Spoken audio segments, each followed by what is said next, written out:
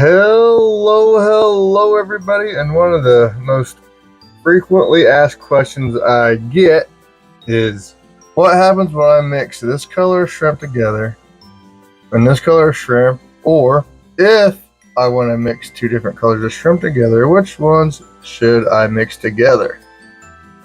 And I'm going to show you what I've done, some of my experiments I'm doing right now, some of my breeding projects. A couple of them that I've talked about recently, and you guys are always asking, what happens? People always talk about doing this when they start it, but then they never do an update. Well, there's not a whole lot to show, but I'm going to show you an update on a couple of my tanks that I've been doing these experiments with. Stick around and let's check them out. And something else I want to keep in mind here. Now, keep in mind when you're mixing different shrimp colors, you're going to get, especially when it comes to neocaridina, you're going to get very differing results. Now, it is, if you're trying to breed, there's two different ways of breeding neocaridina. They're going all out and trying to get the very best quality possible. And when you're doing that, you never want to mix two different kinds of shrimp together.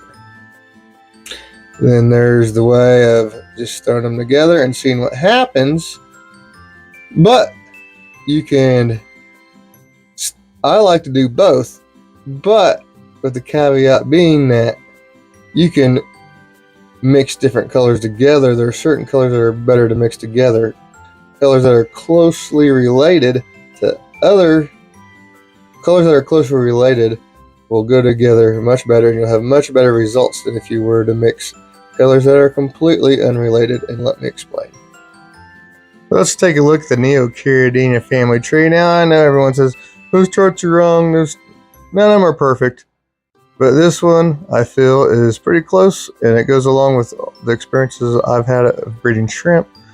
So let's take a closer look. Now we're zoomed in and we're looking at the red cherry shrimp area, and you can see here you had a wild red cherry shrimp, and it was, over the years, it was bred to Sakura, naturally morphed. And that naturally morphed into blue Riley.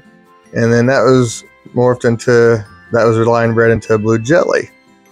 And then with the wild red cherry, you can get Sakura, and you even had red Rileys popping up. That's what that means. So what I did in my first experiment was I took my red Sakura shrimp and I mixed them with my blue jelly shrimp in hopes, I was hoping to make blue red Rileys, but I ended up making red Rileys, and that's good enough. And then if you look over here on the other side of the chart, you got your chocolates, your blue dreams, and your bloody marys. And so what I have done in that other tank, I mixed some blue dream culls that had kind of a really looking pattern on them. They're kind of like blue carbon Rileys, essentially. And I mixed those with some random shrimp out of my bloody mary colony.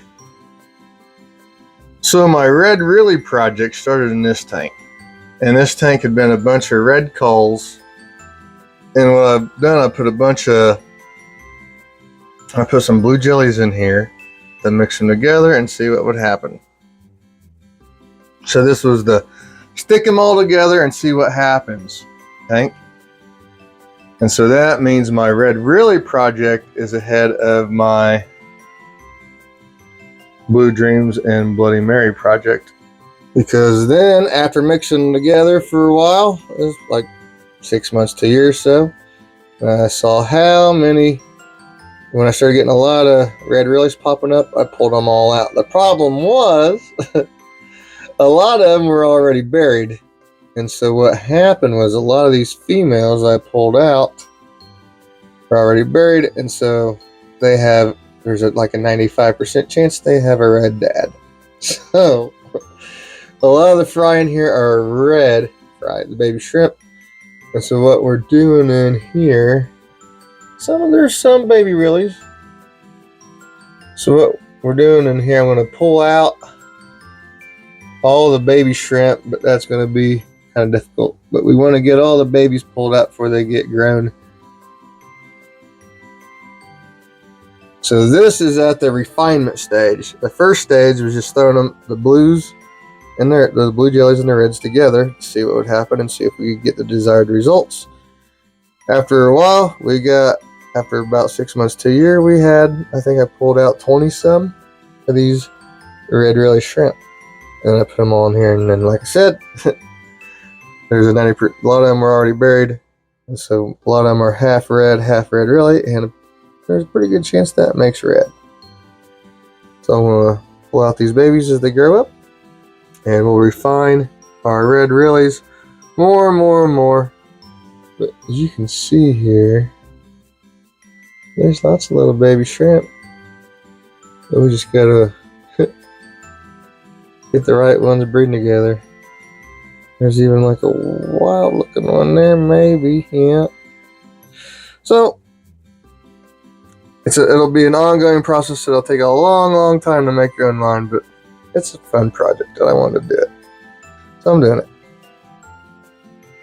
So then this project of mixing really looking blue dream coals with the Bloody Marys is still in its beginning stages, where we're just putting them all together to see what happens. And if we look in here, you'll see lots of little baby shrimp. Now, there's most of these are probably just, I don't know if they've been in here long enough to actually be breeding together. They're just scoops out of a tank. And some of them are buried. So that's what we're going on here. This is just to see what happens. We're going to let these shrimp go for 6 months to a year, just to see what kind of cool things pop up. Now, if we refer back to the chart, we'll get some carbon rellies. There's already some carbon rellies in there. We'll get some blues. We'll get some Bloody Marys. What I'm hoping to get is Bloody Mary rellies, blue Bloody Mary rellies. So the middle section is blue, kind of like these blue carbon rellies, except instead of black and blue in the middle, we have red, Bloody Mary red on the head and tail, and blue in the middle. There's a real young one. Look up here. So they're breeding. They're doing good. This is where this project is at now. But a lot of you guys are pretty insistent upon me posting regular updates of what's just going on in these tanks. So I'm going to make it a regular video series.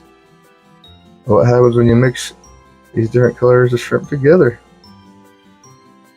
I bet we'll get some chocolates in here. We'll get some black ones in here. We'll get a whole mixed bag. And I don't know why it's... Oh, alright, there we go. We got the zoom fixed. So there we have it. We got breeding action. We got more baby shrimp. Things are going good. I mean, not a whole lot to report yet as of the interbreeding, but the tanks are doing good and the projects are on schedule. So, hope you enjoyed that fun little update and my little quick explanation of when you make shrimp colors, it's always good to choose ones that are closer together, because then you're less likely to get a bunch of random wild bad shrimp. Now keep in mind, if you're worried about having the highest quality shrimp, you never want to mix. Shrimp lines, they're line bred. They're refined to get better and better and better and better. And you go mix, you're undoing years and years of work with those shrimp when you mix them together. But for various reasons, there's many different ways to keep shrimp. I like keeping them this way, and I like doing the perfection lines. I like both. And this way is super fun, and you get lots of cool one-off shrimp, and trying to make your own shrimp line. That's just something I've always been obsessed with. Even going back to guppies and every time I've got shrimp and I was like, oh, what would happen if this bred and this bred? It's one of my obsessions. So thank you for learning along with me. Thank you guys for watching. Bye.